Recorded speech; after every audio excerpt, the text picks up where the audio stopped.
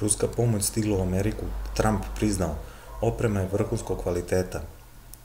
SAD će platiti Rusiji kontingent medicinske opreme za borbu protiv širenja koronavirusa, saopštio je danas visoki zvaničnik Trumpove administracije, ali nije otklonio nedoumicu ko će snositi troškove za pošiljku iz Moskve.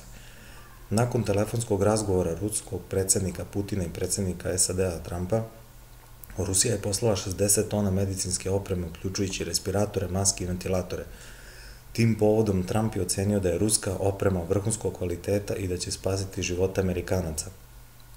A rusko ministarstvo spoljnih poslova saopštilo je da je zvanična Moskva platila polovinu cene celog kontingenta, a jedan visoki zvaničnik Bele kuće, koji je želeo da ostane anoniman, izjavio je da je Rusija prodala Americi opremu ispod tržišne cene, ne navodeći koliko je Vašington to stvarno platio.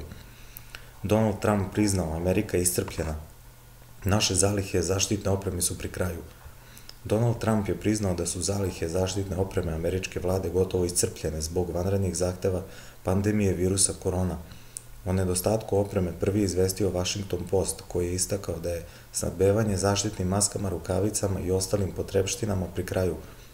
Tako je, jer zalihe šaljemo direktno bolnicama, ne želimo da dođemo da pravimo zalihe jer moramo da ih uzmemo nakon što stignu i odnesemo u razne države i bolnice, potvrdio je Trump, kog su kritikovali zbog nedostatka centralnog planiranja.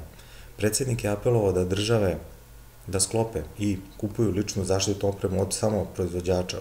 Od država koje imaju velike proizvođače različitih vrsta opreme zatražili smo da koriste lokalne fabrike kako bi napravili opremu, a zatim je poslali direktno bolnicama, rekao je Trump. On je istakao da vlada isporučuje stvari kako treba i da oni imaju skoro 100.000 respiratora koji su potrebni za fleksibilnost, te da to zvuči puno, ali nije. Dodao je i da je državna garda po potrebi ovlašćena da premešta opremu u bolnice. Pozivajući se na zvaničnike iz Odeljenja za unutrašnju bezbednost, izvesno je da će iscrpljivanje državnih zaliha ostaviti Belu kuću da sa zaštitom opremom se takmiči na slobodnom svetskom tržištu koje obiluje profitom i cenama.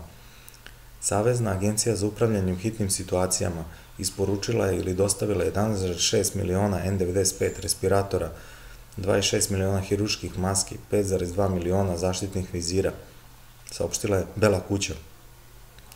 Njujorški guverner Andrew Cuomo požalio se da FEMA doprinosi ratu za respiratore među američkim državama, upoređujući situaciju sa sajtom za licitacije eBay. Guverneri i gradonačelnici ostalih država žalili su se na hronični nedostatak setova za testiranje maski i respiratora. Sastanak o koronavirusu u Beloj kući u sredu imao neobičan početak jer se Trumpu prvo priključio ministar pravde William Barr, a zatim sekretar odbrane Mark Esper i najviši vojni zvaničnici koji nisu previše brinuli o ličnom distanciranju.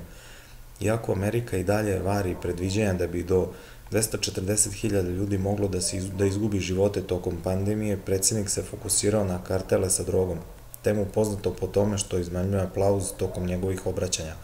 On je najavio slanje mornaričkih brodova prema Venecueli, jer SAD intenzivira operacije protiv trgovine narkotika na Karibima. Kako se nacije fokusiraju na koronavirus, raste pretnja da će karteli, kriminalci, teroristi i drugi zli akteri pokušati da iskoriste situaciju u svoju korist. To ne smemo da dozvolimo, rekao je Trump. Esper je dodao da venecuelanski narod i dalje strahovito pati zbog Madura i njegove kriminalne kontrole nad zemljom, a trgovci drogom koriste totalno bezakonje. Veza ovoga sa koronavirusom je u najboljem slučaju delovala nejasno. General Mark Milley, predsjedavajući Združenog štaba šerifa, rekao je novinarima da su naišli na obaveštajne podatke da će narkokarteli kao rezultat virusa pokušati da iskoriste situaciju i da infiltriraju dodatnu količinu droge u SAD. Kao što znamo, u proseku 70.000 Amerikanaca godišnje umre od droge. To je neprihvatljivo. U ratu smo sa virusom, ali smo i u ratu sa narkokartelima. Ovo je vojska Sjedinjenih država.